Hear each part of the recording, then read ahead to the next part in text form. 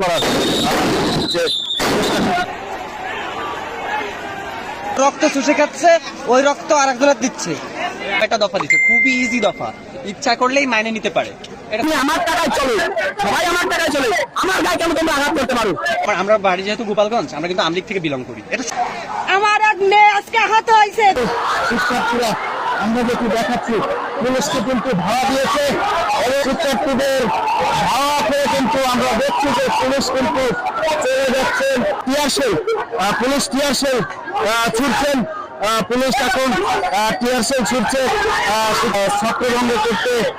Police কিন্তু শিক্ষার্থীদের কিন্তু জমানো যাচ্ছে না এবং প্রচন্ড পরিমাণে ফায়ারিং যেগুলো হচ্ছে, আমরা যা ফায়ারিং হচ্ছে, হ্যাঁ মুহুর্মুহুগুলি তাদেরকে ছত্রভঙ্গ করার যে চেষ্টা করছেন এবং ছত্রভঙ্গ করেছেন।